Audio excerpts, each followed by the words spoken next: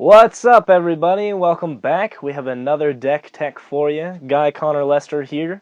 Today we have Blue-White Flash. This deck has been increasing in popularity and at the same time decreasing in popularity. It's kind of interesting. If you're not playing against Cavern of Souls, this deck is the nuts. If you're playing against Cavern of Souls, this deck can trip and stumble a little bit, but you know what?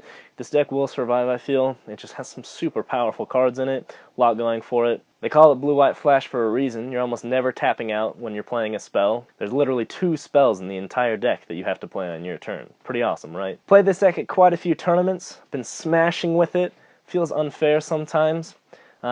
Like I mentioned before, it can stumble if they play a Cavern of Souls naming Beast, or Angel following Beast if you are unable to counter the Thragtusk. Kind of annoying, but it still has a lot of answers, and especially post-board. But let's go over the card choices. First, I guess we'll go over our mana base. Super solid.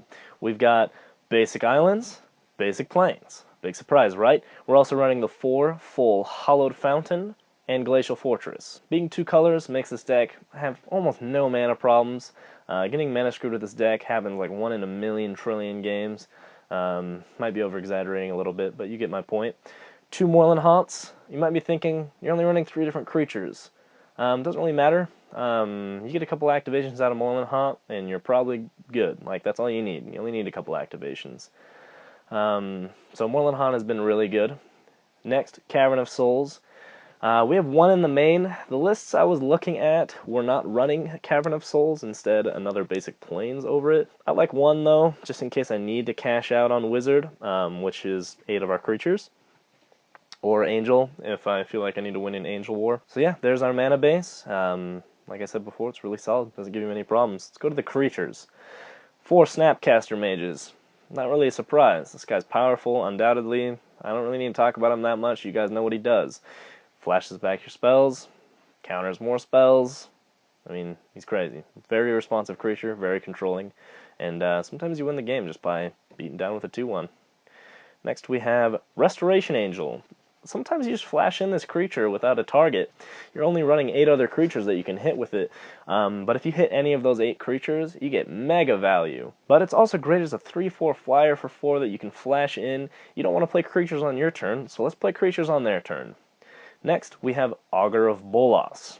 Augur of Bolas has been quite amazing in this deck. If you're going to play this guy, it belongs in a deck like this. This is one of the cards you have to tap mana for on your turn, but usually if you're playing something on turn 2, you're going to hold up 3 mana for Dissipate on your next turn, so no worries. He cashes in on digging you down towards your Azorius Charms, your Unsummons, more counter spells.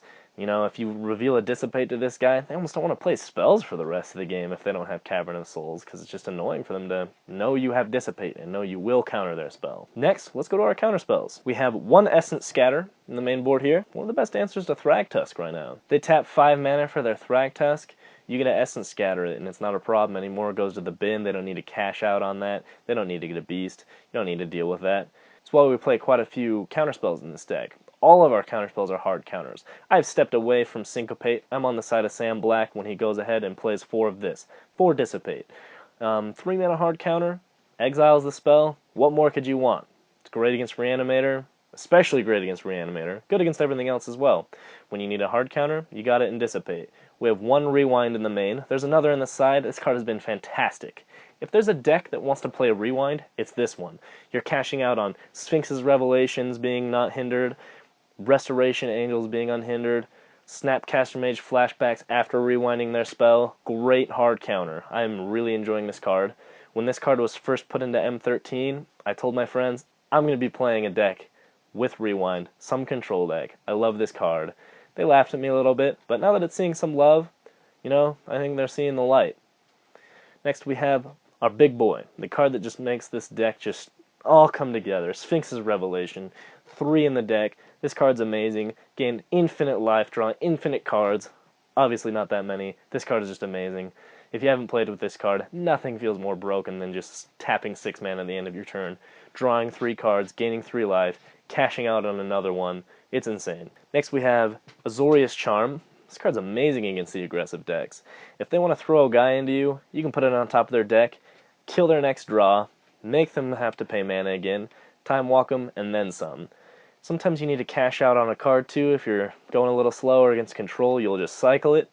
And sometimes you pike up an angel, have 10 in the bin, and you just gain 13 life. It happens. Next we have Unsummon. Not Vapor Snag, unfortunately. We did lose that card, but Unsummon effects are still Unsummon effects. This card's great. I've seen some lists playing Cyclonic Rift instead, which I don't know if that's correct. It's something to look into. Unsummon costs 1. Really easy to flashback with Snapcaster Mage. Only hits creatures. Cyclonic Rift hits any non-land permanent, and you can overload it. And sometimes that just sounds like it might be insane. It's something I've actually liked to think about looking into over Unsummon. It's just a very versatile card, but it does cost twice the amount of mana. 1 mana cantrips, we have Thought Scour. This card's amazing. 1 mana, mill 2, draw a card. You're always hitting yourself with this card. Fills your bin, gets your Snapcasters loaded, powers up your Runechanter's Pike. This card does everything you want it to do, and at instant speed, of course. Think twice. There's only 2 in the deck. I've seen some versions running 4. It's a very responsive card, great for a deck that doesn't want to play stuff on its own turn and wants to have its hand full almost at all times. Cashing back on this card is great. Next we have Runechanter's Pike, last but not least. This card gets extremely powerful in the deck. You might think, you have 1/3s and 2/1s in this deck. I mean, Restoration Angels are good, but how do you kill them? This is how we kill them. We counter all their spells, we gain a bunch of life, we tempo them out, slam a Runechanter's Pike, and we hit them for 1,000,000. Card's really good. It's really easy to fill the bin in this deck. You'd be surprised. Between Thought Scouring, can almost giant growth your creature. It's pretty crazy. It's been really good. And with that, let's move on to the sideboard. Here we have the sideboard. Been messing around with it a little bit. Card numbers have stayed pretty similar. We'll start with the counter spells. We have 2 negates. These were Essence Scatters, because I was very afraid of Thragtusk, but after looking at some pros versions of these lists, Negate has actually been really good, especially in the Mirror type match. The match is running Infinite Sphinx's Revelations, like the Bant deck with Elixir of Immortality. It's been really good. Next we have Clone. Clone is great against the Reanimator decks. Geists of St. Traft, Olivia Voldarens, Gisellas, Gristlebrand's. I can just sit here and name all the powerful legendary creatures. It does really good against it. I've actually killed Thalias with this thing. Sometimes you just need to. They will play a 4-mana Thalia so you can legend rule them out. Detention Spheres. Great when you need to exile things. Even better when you need to exile multiple things. Detention Spheres, awesome.